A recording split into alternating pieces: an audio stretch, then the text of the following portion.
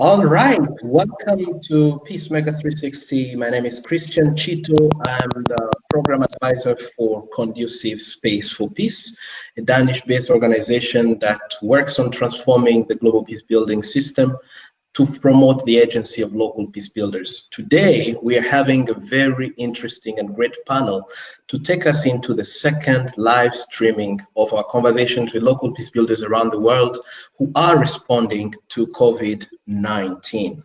Now, before we get into the conversations today, I also want to tell you, if this is your first time to join the call, that we've had already one live streaming. You can see it in our video section.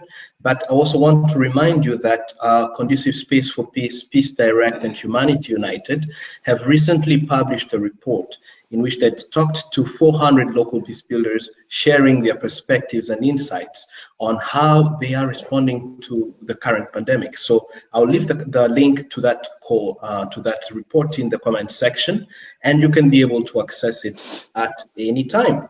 All right, now without further ado, I'm going directly to our esteemed panelists today. I'm sorry we're not able to have the call last week, but today we're going to have to continue and to have this conversation. So maybe let's start with a very simple introduction.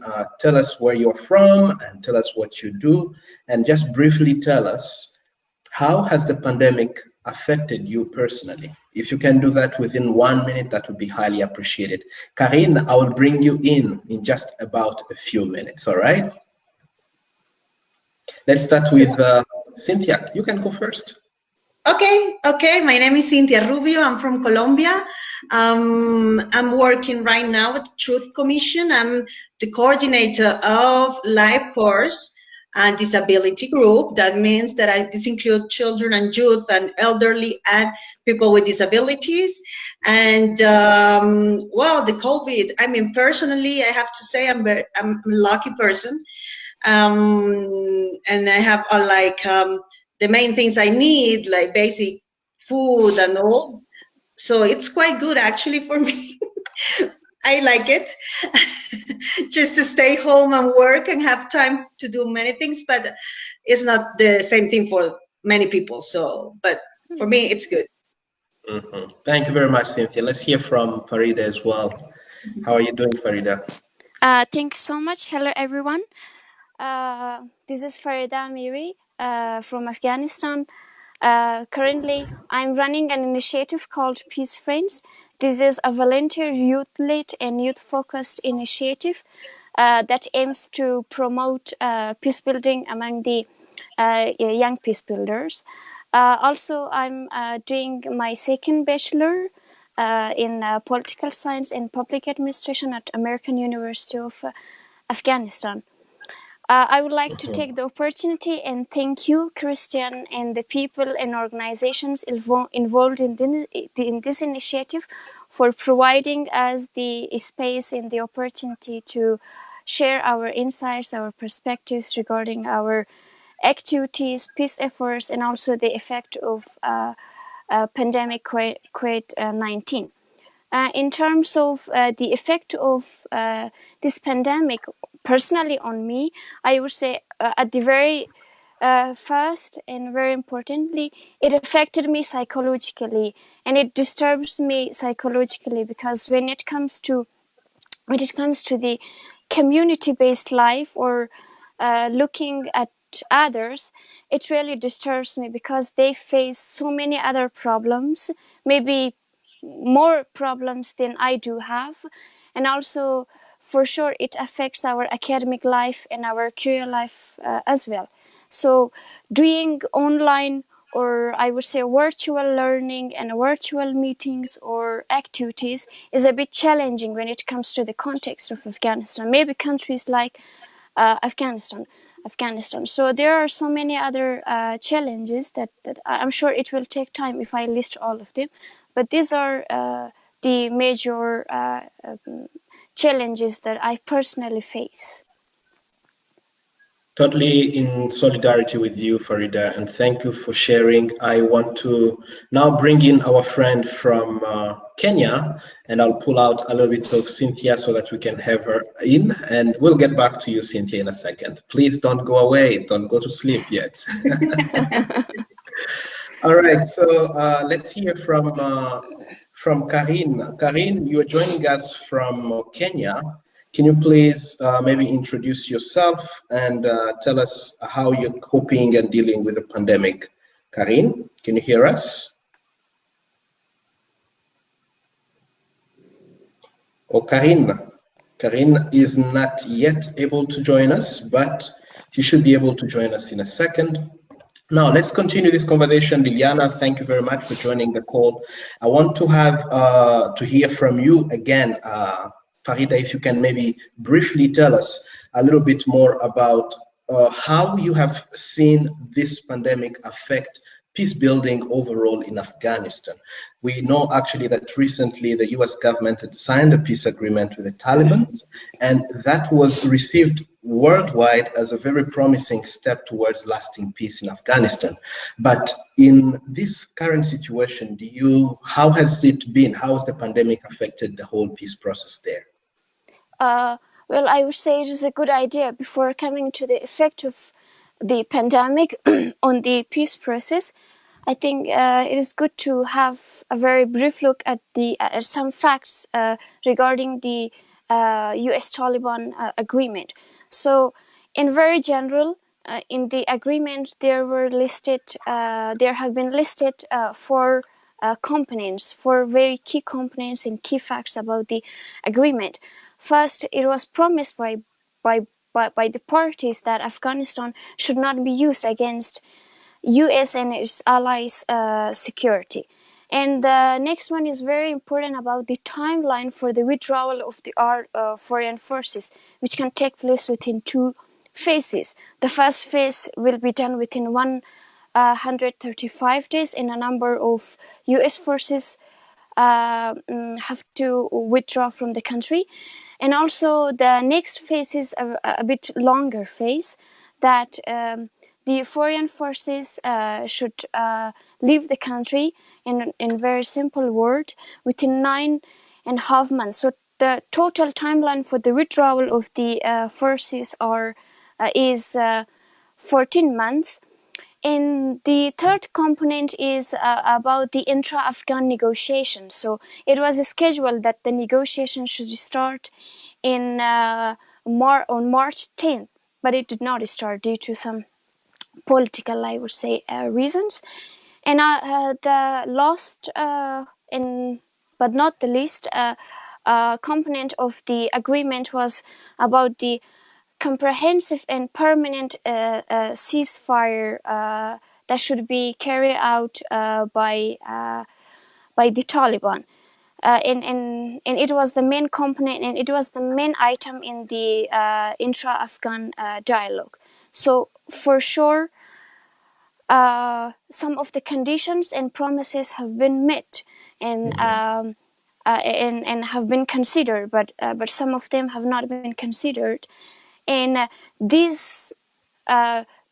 the Taliban promised to go for the ceasefire, but it only worked for the reduction in violence when it comes to the US.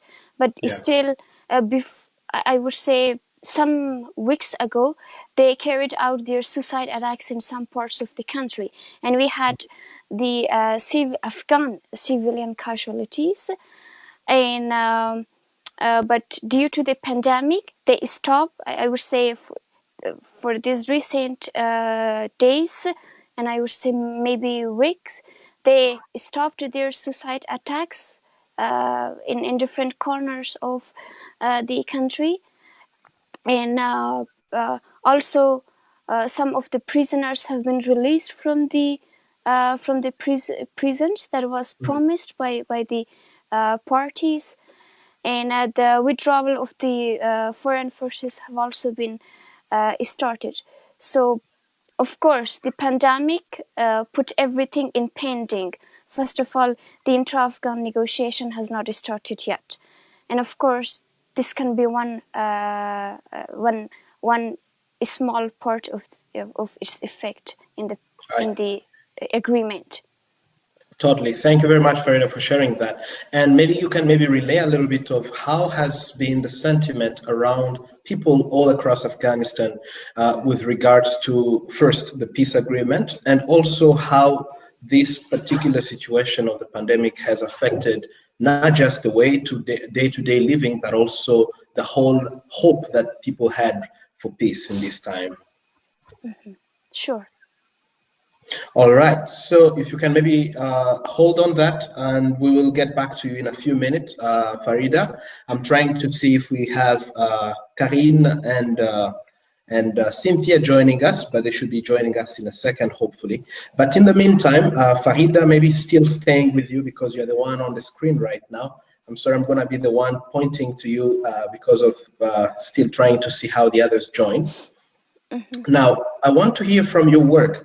If you can share a little bit about your work specifically, and if you can tell us in what ways has the pandemic affected you and your peace building work? Well, the context of Afghanistan for sure is different from the context of other countries, mostly from the Western countries.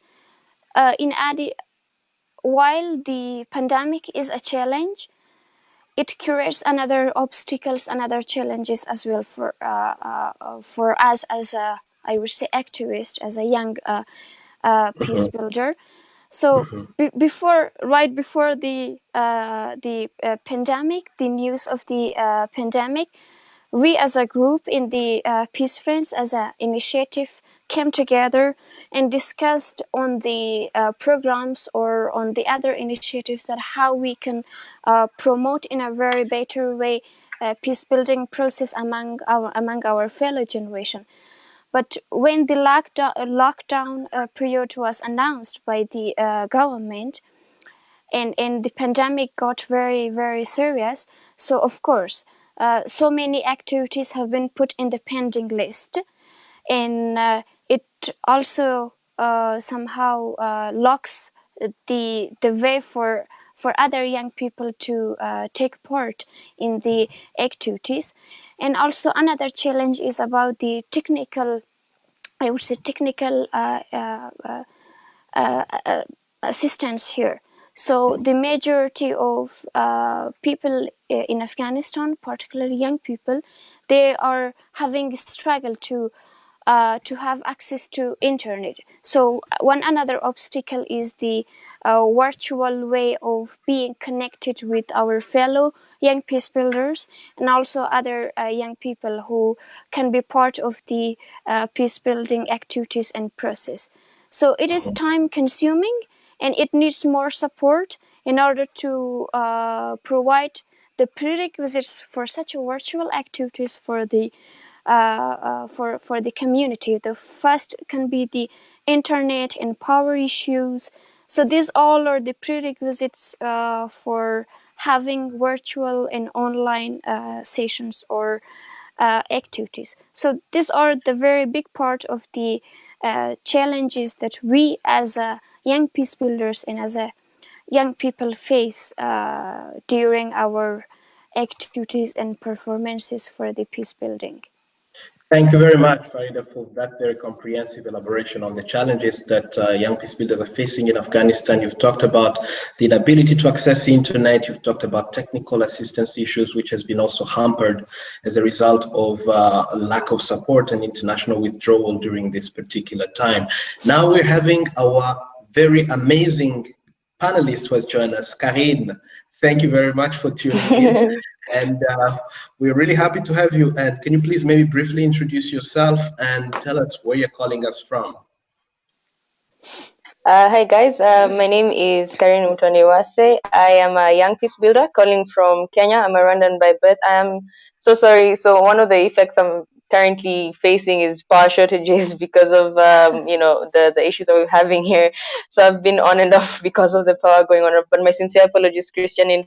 It's a pleasure being here. And I was following the conversation with Farida. It's an honor meeting you, Farida. Thank you. Thank you. Fantastic. No, we are really sorry for that, because we know this is not just a challenge for you. So many of our online viewers as well are facing a lot of difficulties to connect.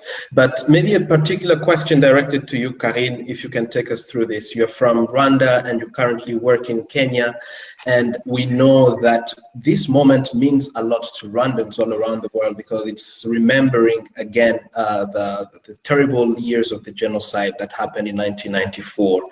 I don't know to what extent have you been connected to this remembrance period, and if you can tell us in what ways has this particular moment meant for you, and also the pandemic, how has it affected you personally? First of all, it's to my nation, and during this time of remembrance, I think it's a very complex time this time around, with the lockdown being enforced in Rwanda, and with cases on the rise across the African continent. So we're not only remembering the people that we lost in 1994 as a result of the genocide, but we're also remembering those that are continuing to fall victim to coronavirus, not just in my country, but also across the continent. So my heart goes to my family back in Rwanda. My heart goes to all the people that, to all the 118 affected people with corona in Rwanda and the 191 in Kenya. To everybody who is in a space where they feel like they're confused, that's one of the things that the pandemic has sort of brought globally, to sort of had a global confusion, because halting of things abruptly. So my heart goes to my people in Rwanda. I lost family back then, so I'm joining you, even despite me being far. We remember, we unite, and we never forget what happened. And so that's how we are taking this. And in terms of the effect that the pandemic has had, personally, I think I don't know. I'm used to our work as Peacebuilders is people based. It's relationship based. We have to cultivate and nurture this relationship over years, over a period of time. And when we're not able to see or sit down and be able to interact with the people that we serve, it becomes a bit hard for us to sort of do our work. So I would say the halting of projects, of businesses, has sort of affected a lot of things, and sort of affected also our mentality in terms of where we were seeing the year going. In Kenya, we are preparing for elections. So even elections is sort of playing during this time with the response that's being given. So we are mindful. I just feel like there's a lot of confusion. We had not seen this. So a lot of things have had to change, and we've had to learn and relearn and unlearn certain things. But it's hopeful. It's hopeful. That's it from me, Christian, for that. No, thank you very much for sharing that indeed, Carine. I just wanted to bring that also into the context of the conversation that Rwanda is going through this remembrance period. And I know it means a lot to not just Rwandans, but to all that fight against genocide. And I believe this is a moment that we all pay respect to, not just here at Peacemaker 360, but also as organizations that care about this particular incident that happened.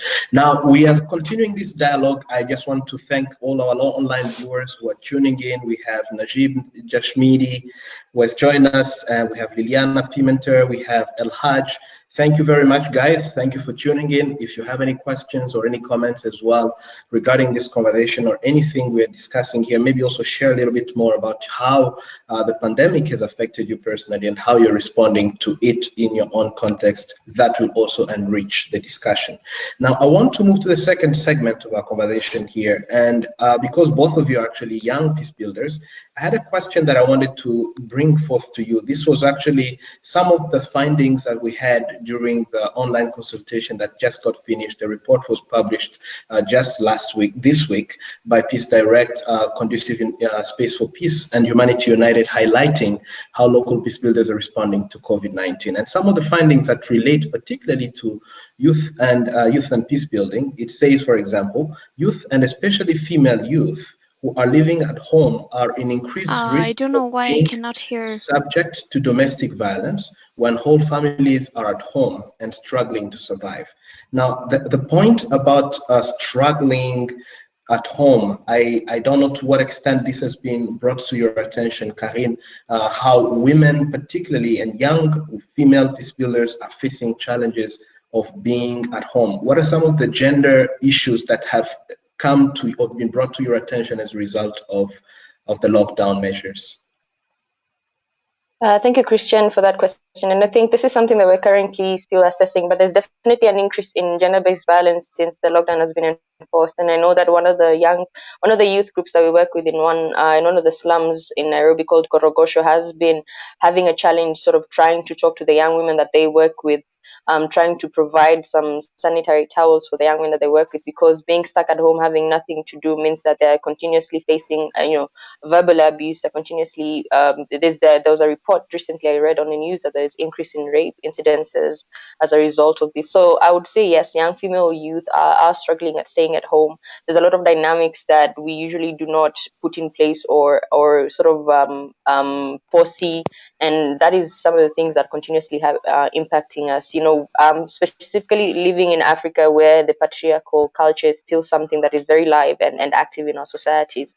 I can imagine a home where you're constantly being harassed. I can imagine where you're constantly feeling like you cannot make ends meet since you're not allowed to go outside, yet you have kids to feed. We're seeing cases of single-headed families, especially young female single-headed families, struggling really, really a lot. That's why one of the things that we're trying to do is to raise resources to support young female mothers at this point, because we understand that with the lockdown, with the containment of areas such as Nairobi, it's becoming hard for them to make ends meet, which means that they might be forced to turn to other means so that they can be able to feed their families, to feed their kids, which means that they're continuously putting themselves in danger. This is a phenomenon, like I said, that we're still following and closely trying to understand how we can address it. But yes, I do agree. There's an increase in rape cases. There's an increase in gender-based violence, in domestic violence, as a result of the lockdown and the containment currently happening in Nairobi and 3 other counties. Thank you. No, thank you very much for sharing that, and thank you also for relaying on how your initiative is trying to raise funds to support especially women who are facing this particular gender violence in this particular moment. To what extent, Farida, has this been also part of your current context, where women are experiencing some kind of domestic violence as a result of the lockdown measures? Has this also been brought to your attention at Peace Friends? I'm not sure, Kristen, if you can hear me, but Yes, I do we can have hear you. difficulties with hearing you. I think I have to connect and reconnect. Oh my God, technology is crazy sometimes. No worries. My apologies. Did you hear me, Farida? Did you hear me? Or she's got disconnected. But this is also part of the challenge. She brought it up earlier, that we are all struggling to stay connected because so many of us don't have necessarily access to internet. But let's continue this conversation, Carine. And one of the questions that was brought during the online consultations was, what should we do as local peace builders and international actors really interested in supporting local peace builders around the world? In your own context, what do you think is needed the most to make sure that the work you're doing gets given a push? Okay, so let me be honest with you, Christian. I think one of the things that I'm very cautious to is being intentional with my engagement as a young peace builder. In terms of what should we do as local peace builders, one thing that I've seen COVID-19 do is expose the divides and the fragmentations that we already had and the issues that we already had that posed challenges to our peace and security before the pandemic hit. Now, with the pandemic hitting, it means that this, it's adding more tension to an already tense relationship in the community, which means that if there are issues that we had also not addressed back then when it comes to resource distribution, it means that now they're also coming into play when it comes to engaging in the community. So my challenge has been, and I think I'm continuously telling this to many young peace builders, we are often called to address the root causes of conflict, the root causes of issues in our work. If we do not do this sustainably and if we're not intentional to do this, 5 years down the line, something else will come, not Corona, and it will expose the same challenges that we've been having with peace and security in our societies. What currently doing as Footprints for Change, I remember I was doing a report about a day or two ago, and our goal was clear. We wanted to address the root causes of Corona-related crime, violence, and injustice, because the same issues that do cause crime, violence, and injustice are still coming to play now, but even in a worse way, because there's this scarcity of resources. So people are rushing to get masks, are rushing to get water, are rushing to get this and that. and they're still being distributed along the same injustice lines, along the same unfair systems that have been governing us, along the same corrupt systems that have been governing us. One of the other issues that we have in Kenya, and I think it was in the news, is that we had a 13-year-old boy who was shot by a stray bullet from one of the police officers. So we're seeing disproportionate use of force by police. This is nothing new. This is not a new narrative. The problem is we've never addressed the issue of disproportionate use of force by police, especially in poor neighborhoods. So we're continuously seeing the effects of these issues, even with the pandemic hit, and it's becoming worse. What I feel we can do as local peace builders is still try to go down to the roots, still try to understand contextually the issue that is in the community, and then try to address it, building collective problem solving with the community members so that they can be able to be part to build a lasting solution in the community. What international actors can do actually is help us amplify and help us put our governments to account when it comes to such things. I remember the UN was talking about responsibility to protect. I don't know if responsibility to protect is still coming into play at such a time where we're facing a global pandemic, yet we have instances of unjust, of disproportionate use of force. How can international organizations help us hold to account our governments such that we do not have human rights violations, escalating at this time because, we're not paying attention to human rights violations, we're paying attention to something else. So maybe to help us push as locals, international actors can help us push these narratives. They can help us have a collective response to this. They can help us get more funding, especially now with most programs stalled. We are going back to start fundraising from scratch to respond to this. We cannot use the existing budget lines because this was not anticipated. So if we can have more funds also being directed to youth-led, youth-serving organizations that are actually trying to offer humanitarian responses on ground, that would be really good because we're facing a lot of disenfranchisement as young people as well. And we're doing a lot of amazing, great work on ground, but it's going unrecognized, it's going unnoticed. So yes, also legitimizing and helping to recognize and amplify more of such actions. Christina, I could speak the whole day about this, but thank you for that. No, absolutely. And you've raised a lot of good points indeed. And I think all of the points that you've raised, one, first of all, highlighting the current rise in violence, that police brutality has been on the rise as a result of the lockdowns, not just in Kenya. We've seen the same kind of scenarios as well as in Uganda, where people have been basically being brutalized and whipped down because they are trying to survive. Otherwise, some of these measures have had a very negative impact on communities in Africa. We are glad to have our friend Sinthya back on the show. Sinthya, welcome back. You're calling us from Colombia, and we're having this very exciting conversation with Carine and Farida, where we're looking at some of the findings that came from the recent consultations that Peace Direct, Conducive Space for Peace and Humanity United conducted. And one of the findings actually was talking about how young peace builders, particularly women, are facing some challenges of being at home, where there is also some tensions related to gender forms of violence and domestic violence. But in your particular context in Colombia, maybe if you can tell us, how has the pandemic affected the peace process altogether? Because we know there's been a peace process ongoing in Colombia. And what has been the impact of the pandemic to the peace process in Colombia and also to your work at the Truth Commission in Colombia? Hi, thank you, Christian. Yes, actually, the problem here is the conflict is ongoing conflict. It has never stopped. So the FARC guerrilla group, the former combatant, they demobilize, but in the country, the different other groups, they were reconfiguring the space and taking other territories. So what we are seeing now is even these days, day before yesterday, the ELN and other groups are still attacking communities. So what we are having problem here is that the violence hasn't stopped. Not for the peace agreement, not for the implementation of the peace agreement. So also something that we are trying to talk about when we are in transitional justice mechanisms, we talk about non-repetition or non-recurrence.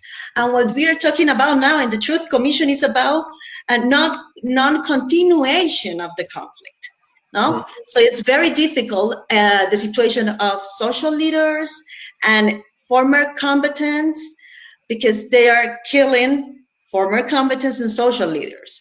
and this violence hasn't stopped. So this is one really concern we have, because we're supposed to be writing and doing the research about what happened, but it's happening. So we are trying to say it's happening. So we can, of course, we are focusing on doing the research and going to the field and finding out what happened from 1958 to 2018. But now we are still saying it's happening now. So what can we do? So I have been thinking these days about the role of prevention in peace building processes. I mean, real preventive actions that even in theory and practice that is not happening, no, should have a role, and an important role in peace building processes, and that means funds for that also. Situations like COVID-19, but all other situations could happen in peace building processes. So what happened in Colombia, even I was telling you, day before yesterday, there was a community in Chocó confined by ELN. So we are still, this is really bad that we're still having new internally displaced persons every day. No, so and then some other things I have been thinking is what is going to happen with youth. Are they joining armed groups, other armed groups, because of the need of in this situation? What about trafficking? And you were saying about gender-based violence, and this is happening every day. I mean, the number of killings of women, they have increased in this crisis. So what we are doing now, I mean, a Truth Commission, how is affecting the COVID-19 this year, 2020, supposed to be the strong year for the Commission to go out, to do the research, to have audience, to have workshops with the people, and we are at home. I mean, we did it last year, but our mandate will finish next year. So at the end of next year. So this is very worrying for us, for the research, for the report, final report, but still we are trying to do our best to, at this time, to analyze the information we have and trying to do the processing of information and try to start to write the report.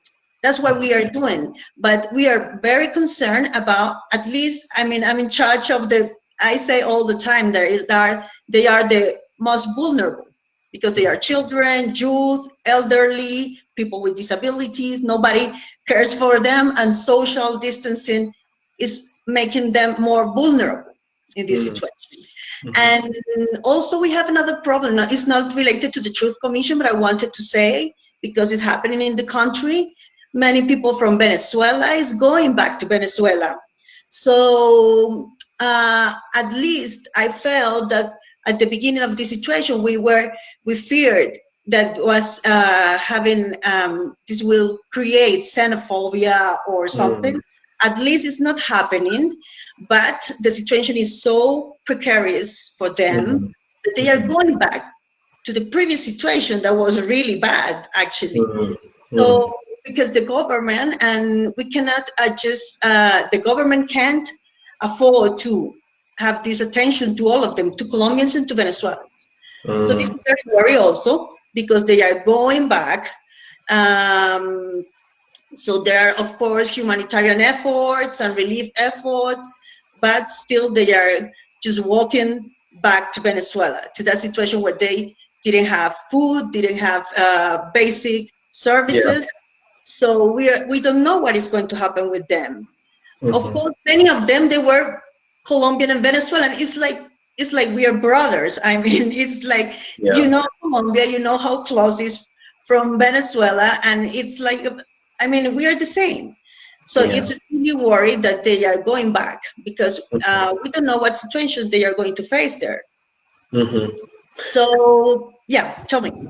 No. Thank you so much for sharing that, Cynthia. Indeed, there are so many issues that you've raised. First of all, related to the Colombian peace process and how, even despite the crisis, even despite the ceasefire that actually Antonio Guterres, who is the Secretary General of the UN, has passed to actually call for warring parties around the world to stop the violence during this crisis, you still are experiencing cases of armed violence in Colombia, ELN armed groups still attacking. And I think this is something that we need also to highlight, that in context of violence or in context of conflict, the pandemic has actually exacerbated, because it's actually made it easier. We remember talking to our friend El Haj from Mali last week, and he was talking to us exactly about the same problem.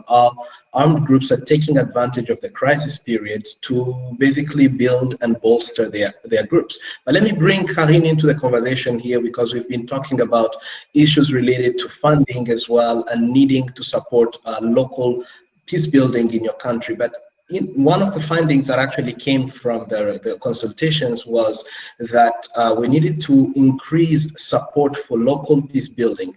And as you might know, as a result of the crisis, so much attention has been focused on public health or development programs or relief programs, as you pointed out as well, Cynthia, but not as much on local peace building. So there is kind of a tendency among funding organizations, funding institutions, to focus away from peace building.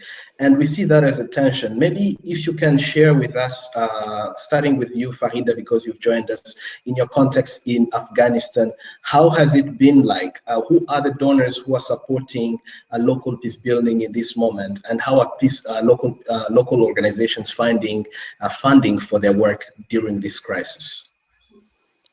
Thank you for your question, Christian. As you have highlighted that a very huge attention is paid to the healthcare because of the pandemic. So I would say it in a very general scale. For example, the World Bank supported and funded Afghanistan to fight the pandemic, but there is a very I would say I cannot give a very concrete example that how the donor countries or other financial supporters decided to support the local peace builders. So for me, there is no specific example, and no media report has been shared regarding the support of the local peace builders. But though there have not been a huge support in this situation at the moment, so we do have some initiatives on back of our mind in order and I guess that this is the very good and the most appropriate platform for us to share that, and I'm sure that our voices would be heard and it will be also reflected. So in terms of the peace building activities and process, as I have mentioned at the very beginning of the session, that one of the very prominent obstacles for us as a young and local peace builder is to make sure that everyone who is involved in the activity do have access to the internet and also the electricity. So UN, for example, I would say can have an initiative in order to provide young people with the technological facilities, or also maybe it can be an idea that through the animation, I would say, or maybe through online courses or an initiative, for example, like Peacebuilding and internet, can work in order to make sure the participation, the activity of or the participation and performances of young people when it comes to the peace building process. But of course, the challenge of facing with the not having stable financial support or I would say financial stability is a major, and it is not only limited to Afghanistan, but I'm sure it is also related to some parts of the world as well. So beside those challenges, to be very specific in terms of the local peace builders and our activities and our peace efforts, so this can be some other alternative in order not to stop our activities, not to get the pandemic as an excuse that due to the pandemic we have to stay home and we don't need to go for other initiatives or other ways to involve in the young people. I guess in terms of the psychological support, it also supports the young people psychologically, because they think and they come to the belief that besides staying home, we can be a very effective part of the society and maybe beyond the society. Thank you very much, Farida.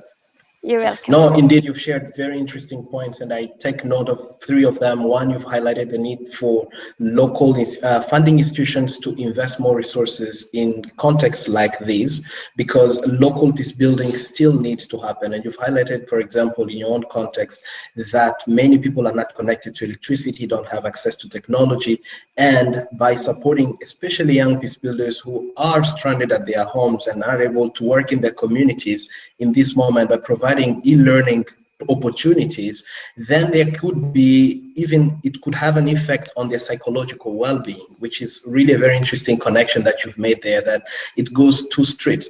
But I know, for example, in the Colombian context, that the Truth Commission has also been facing serious challenges of funding in terms of implementing its work. And I wonder to what extent, Sinthya, if you can enlighten us, to what extent do you think that the pandemic has affected funding for the Truth Commission, and what is the future of funding for the work that you've been doing at the Truth Commission? What does it look like? Well, we have been just in this lockdown only for 2 weeks now. So I think now in Colombia, we are in shock. I mean, there is no making decisions yet about the funding. We are still receiving funding. The same funding. One of the main concerns is that we won't have enough time to do our work. And we know that we are in this government that this government doesn't like the Truth Commission, doesn't like transitional justice mechanisms. So the commissioners are thinking to try to extend the mandate, ask for extend the mandate, but I think they will make it.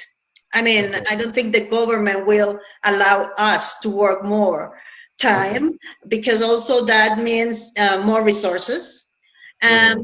We're still having the funding, basic funding, and I'm sure we will have it. But the main concern is about the time. But definitely we won't have the same impact we were thinking to have this year. Yeah. We cannot reach the people, we cannot go out, we cannot talk to them, we cannot just try to make their voice heard, that we are trying to do, especially in my case with children, youth, elderly, and people with disabilities, so that they are the most vulnerable of vulnerables. So we are worried about that, but also about, because we are like in a system, transitional justice system. So what is going to happen with the unit for search of disappeared, or what is going to happen with the jurisdiction for peace, that is like the judicial body of the transitional justice system? So at least they have more time, they have 15 and 20 years. But we know that we will have the funding this year, but we don't know what is going to happen next year. Indeed. No, go for it. No. That I was thinking the question when I just talked to the boys and girls, and we talk and we have some kind of activities and programs, and I think I insist. I mean, in peace building processes should be included preventive actions and reiteration of human rights, but as a part, as a comprehensive peace building process. I mean, now is the COVID-19, but next year could be another situation. In 2 years could be another situation. So couldn't be happening that peace building processes are taking the funds or taking because there are something more important or urgent. So it should be included and should be thinking what it really means preventive actions in peace building processes. Fantastic. Thank you very much, Sinthya, for joining us and for sharing that. Indeed, that's a very powerful point indeed in talking about prevention, not prevention just in terms of peace building work, but also because COVID-19 has taught us a big lesson that when we are facing a global pandemic, it affects all kinds of sectors. So even peace building is very much concerned. So we are now approaching almost to the end of our call today, but this is the time for our online viewers. I'm going to read some of the comments and points that have been shared by our online viewers. Welcome back, Carine. We're going to have our very last round of conversation here. Let's hear from Ryan. Ryan has said youth-led peace building is so important. Thank you very much, Ryan, for sharing that. Najib Jamshidi, has said, as far as there is no exact cure for it, then we can't suggest exact way to the people. I think it might be very logical to isolate ourselves and make as much as we can to give awareness for the people are not aware, and social media might be a suitable solution. Basically, what Najib is pointing to is exactly the same point that Farida has highlighted earlier, that there is need to connect local peace builders through technology, because so much is happening on the ground, and if people don't have access to, don't have electricity, don't have access to technology, then it's really hard to share this. And thank you very much, Najib, for sharing that. Then we have Tony Dalton Obala, who said, you've answered and enlightened my question, Carine. You're receiving all the praises here, Carine. The number of deaths escalates higher, caused by violence, brutality than COVID-19. Carine has done an amazing job through sensitization of funds for the support of the less privileged, and a lot in the slums. The role the youth is playing is amazing. So this is really positive to hear that youth in Kenya and youth across the world really are playing a very critical role in this moment to respond to COVID-19. Now, in the very last minutes, we're having about 4 minutes to go. I would like just to give a last round of words to our panelists. Maybe in closing, if you can say what word do you leave to local peace builders? What advice do you leave to local peace builders, to international donors who are interested in supporting local peace builders in this time? And what word of maybe of comfort do you give, especially to those who have lost their loved ones as a result of the pandemic? Because we also need to show support and solidarity, knowing that many people are suffering and in pain at this time. Maybe we can start with you, Carine, because you've joined us right now. Thank you so much, Christian. And again, my sincere apologies for me being on and off with the internet. And in terms of the last words that I would have, I think, to local peace builders, generally to the world, I think one thing that Corona has done is that it has leveled the playing field in so many different ways, whether it's between the rich and the poor, between the powerful and the less powerful. We are all, for the first time ever in history, at the same place, at the same power, being affected by the same thing. This, for me, calls into question the aspect of Ubuntu, the aspect of Ubumunu. I am because you are because I am. So let us remember that in whatever we are doing, it has an effect to the other person. It has a direct impact to either make someone smile or make someone sad. I would encourage local peace builders this is the time for us to get closer to our community. This is the time for us to continue investing into continue investing into addressing the issues that have for so long stalled peace and development and security in our communities. This Thank you. Time for us. Go ahead, Carine. We kind of lost you there for a second, but you can continue. Push 100%.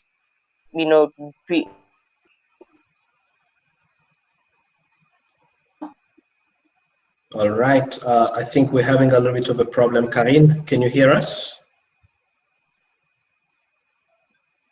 Well, Carine is having a little bit of a challenge with the internet, but her message was very clear. And basically what she's pointing out for us is to remain solid, to build solidarity, because this is affecting everyone. No one is really immune from the impact of the pandemic, and we need to build solidarity across boundaries. Carine, you're back. Can you hear us again? All right. No worries, as Carine is trying to reconnect. Do you hear me? Carine, are you there? All right, maybe we can hear from Sinthya as we're waiting for Carine to reconnect. If you can give us maybe in few words an advice to local peace builders, an advice to international donors and international institutions, and also a word of comfort to those who are in pain and those who have lost their loved ones as a result of the pandemic.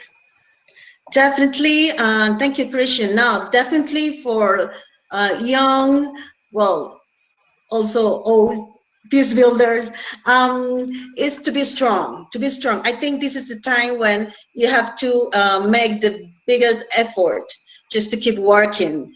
And I think we're starting this week, we try to just connect all the young people we are working at the Truth Commission. And what we are doing is just sending them messages that we are with them and that everything they need, just tell us. Of course, there are problems of connectivity, of electricity, internet, but we are trying to give them a message that we are there. So I think listen to the others, send them messages, and make them know that you are there is important at this moment, even if you cannot go there, but you can just say to them that you are there.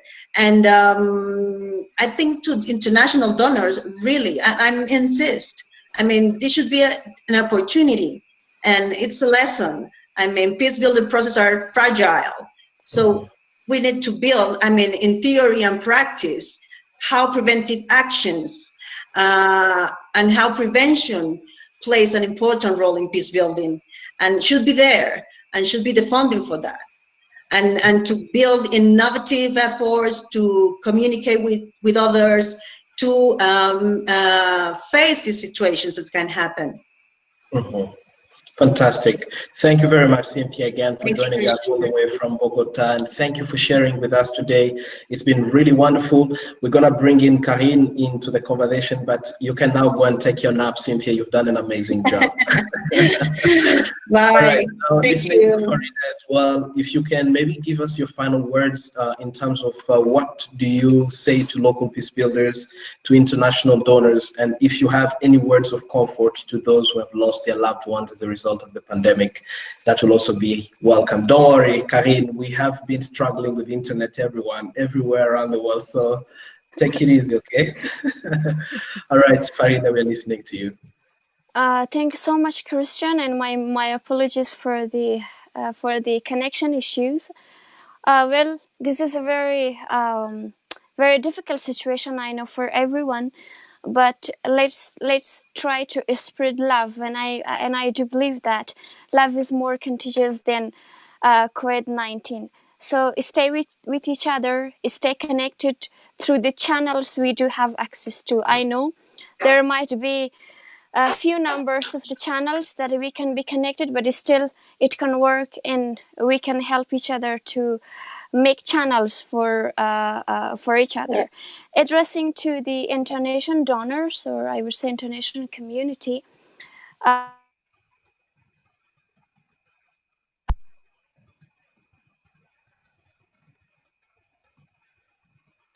we're having a little bit of a problem there as well with our friend Farida, but she has sent a very strong message. What I took note of is love is more contagious than COVID-19, and that we need to stay connected with each other in solidarity, especially in this time. Thank you very much, Farida.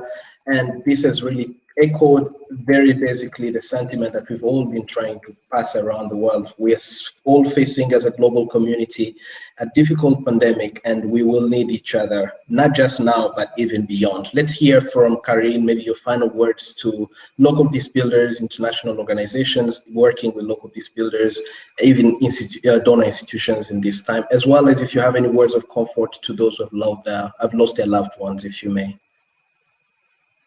Kindly allow me to start the other way around and see if this goes through. So first, maybe to the victims, to those who have lost their loved ones, we continue to pray that God may comfort you, that God may surround you and fill you with His love. These are very confusing times, and yes, we're praying for you. We are here to spread hope and spread love through these difficult times. For international donors, honestly, Christian, I just have one simple ask. We have for years seen the unequal distribution of resources and aid that has come to do more harm than good. During this time of COVID-19, I know that what we need is help and what we need is aid, but we also don't need aid that comes to make things worse at the community level. It comes to make issues and the society more aggravate them. So I would call for global solidarity when it comes to a collective response to COVID-19, that the resources that are being distributed may reach the most need, those are most in need, that it may be fairly distributed and equitably distributed, especially putting into considerations those that cannot afford the measures that are currently being put in place. For the local peace builders, guys, this is our time. This is our time for us to keep digging, to keep investing, to keep, getting our hands dirty. We need to keep getting our hands dirty so that our communities can come at the end of the day clean, can come out peaceful. So let's not get tired right now. And I know I would urge everybody to stay safe, to, put on your mask, wear your gloves, keep the social distancing that is necessary, even as you engage to help those in your communities. But let's not shy away from still addressing the issues that are causing conflict and violence in our community, even as of now. And yeah, let us talk to each other. I think as local peace builders, we often are mostly in our heads and in our work. We forget to look up and say hi and to smile. So look up, say hi and smile. I wave at someone because you cannot high five now, but let's just so spread hope and encourage each other as local peace builders. So thank you so much, Christian. Also sending love to you for such a platform, for giving us this opportunity to be able to share. So thank you so much, and I pray that everybody here and as a continent, that we may remember who we are, why we are here, and remember to stay safe and spread hope during these difficult times. Thank you so much, Christian. Thank you very much, Carine, for your words of kindness and support and solidarity as well. And thanks for reminding and echoing that message that even when we are giving aid, even when international funding is coming to support local peace builders, it needs to be done in a way that is fair, in a way that is equitable, and in a way that does not lead to more harm in the communities, especially for those who have already felt the most pain from this pandemic. Now, we are closing eventually the show. I just want to thank as well our online viewers and everyone who has followed into this conversation. Thank you for joining. Thank you for sharing your comments. We are going to continue this call every Saturday. Tune in at 3 p.m. CET. And we'll be having different kind of guests who will share their experiences. And please, let's remember what Farida has just shared. Love is more contagious than COVID-19. And Farida is here again. Maybe she can echo what she wanted to say more properly before we close the show. Farida, people wanted to hear your final words. Sorry for the internet there as well. I hope this time the internet will be kind with me, including others. I was in the middle of my message and something went crazy. So the international donor, I would say they, at this very critical and difficult time, they not only address the government to support people and communities in different ways for different reasons. They can also look up on our activities through the I would say social media platforms. Yeah, social media platforms is I think is the best channel for us to reflect what we do and what we go through.